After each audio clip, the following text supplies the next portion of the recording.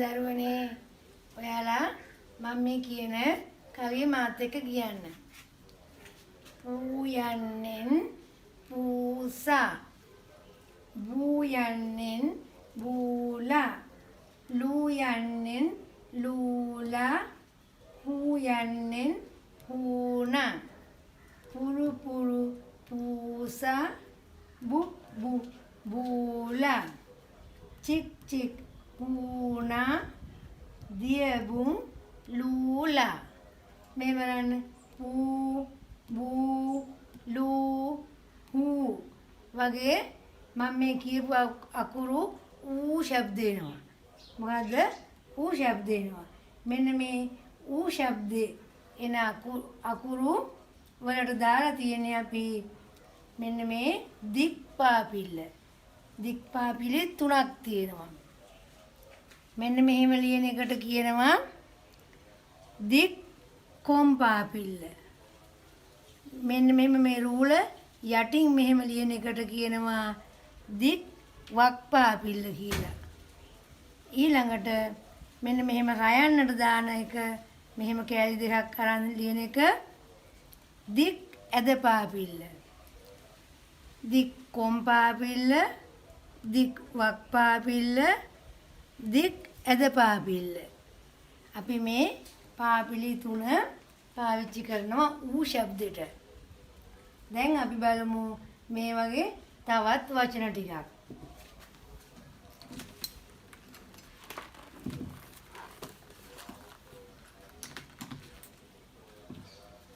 මේ බලන්න.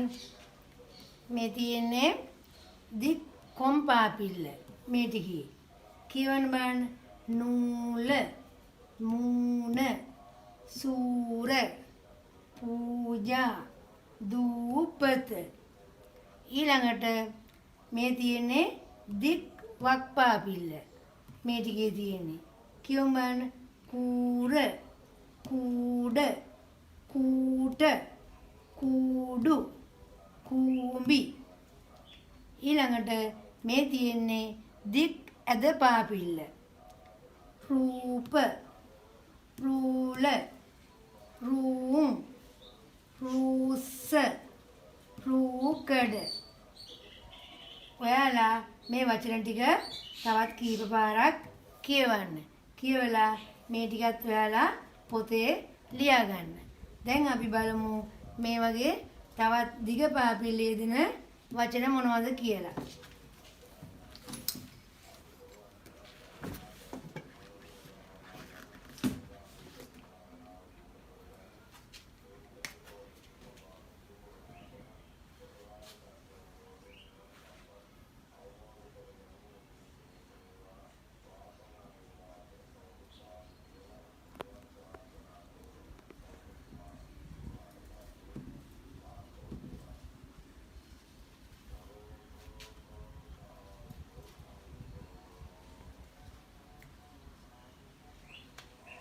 කඩ. මේකට දිග පාපිල්ල දාමු. කූඩ. තව එකක් ලියමු බලන්න. නල. දිග පාපිල්ල දාමු.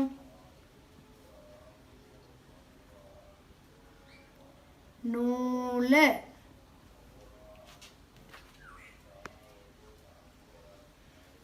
මල.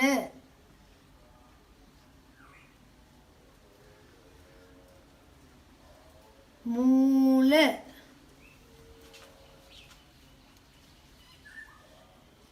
රළ.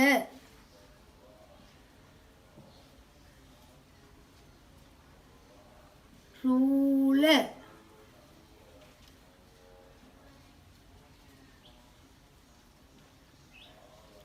කර.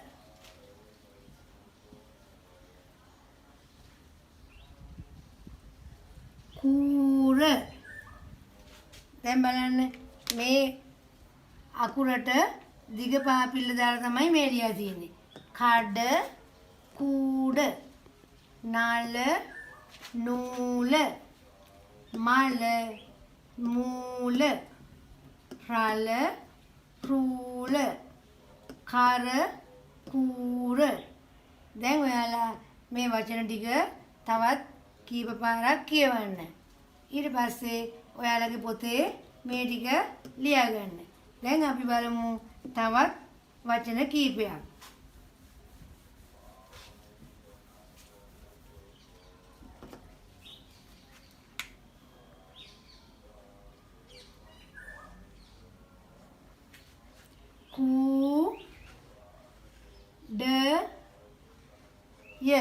කූඩය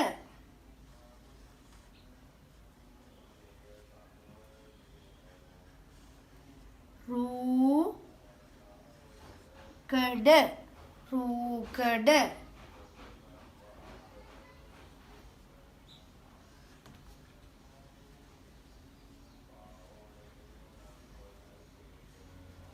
නූගත්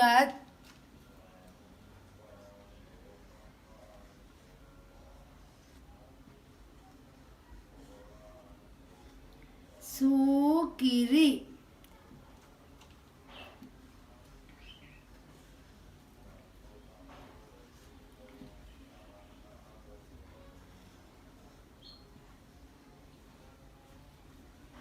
කූඹියා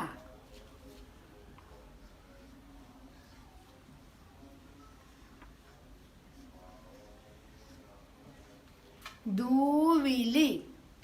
දැන් අපි කියමු බලන්න. කූඩය රූකඩ නූගත් සූකිරි කූඹියා දූවිලි.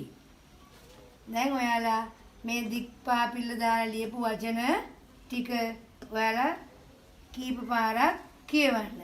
කියවලා ඉවරලා පොතේ ලියා ගන්න. දැන් අපි ඊළඟට බලමු දිග පාපිල්ල යෙදෙන වගන්ති මොනවද කියලා.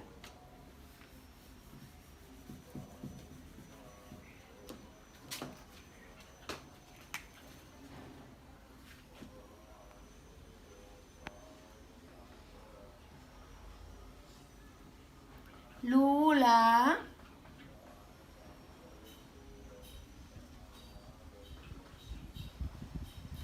නූලට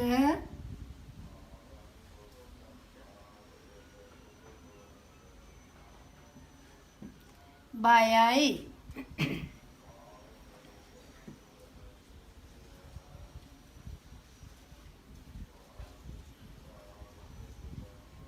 පූසා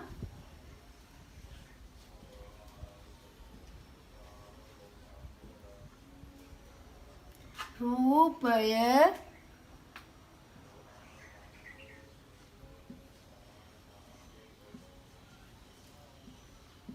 බිඳලා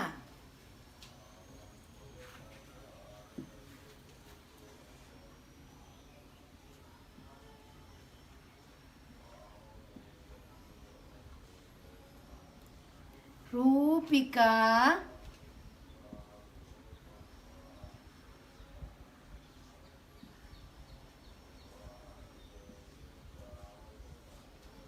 සූකිරි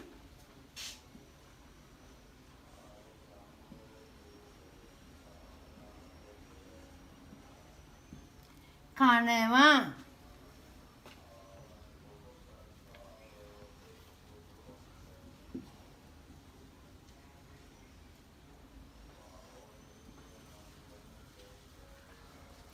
හුණා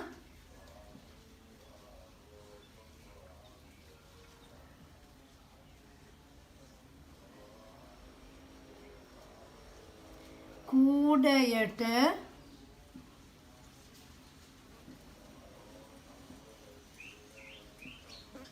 ආවා.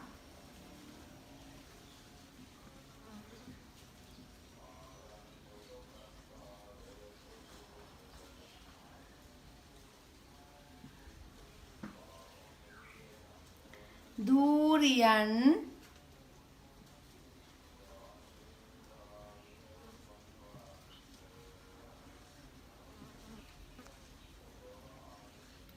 කූඩයට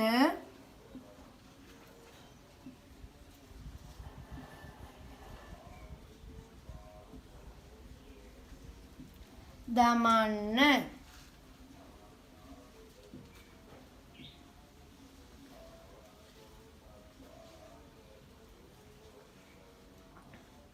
ජූනි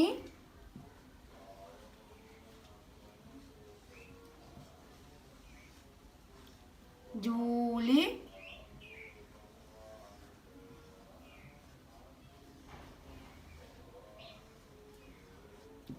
මාසය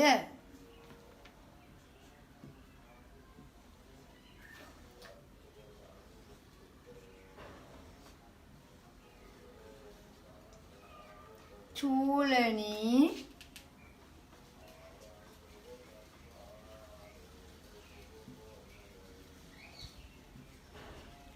දූපතට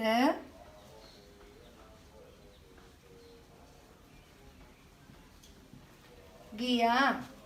දැන් කියමු බලන්න අපි.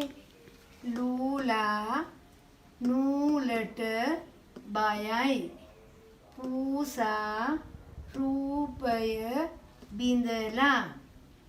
රූපිකා සූකිරි කනවා. ඌනා කූඩයට ආවා. දූරියන් කූඩයට දමන්න. ජූනි ජූලි මාසය. චූලනී දූපතට ගියා. දැන් ඔයාලා මේ දික්පාපිල්ල දාපු මේ වගන්ති ටික තවත් කීප පාරක් කියවන්න. කියවලා ඉවරලා ඔයාලගේ පොතේ ලියන්න. පොතේ ලියලා මේ දික්පාපිල්ල ලියන හැටි මතක තියාගන්න. අදට අපේ පාඩම අවසానයි.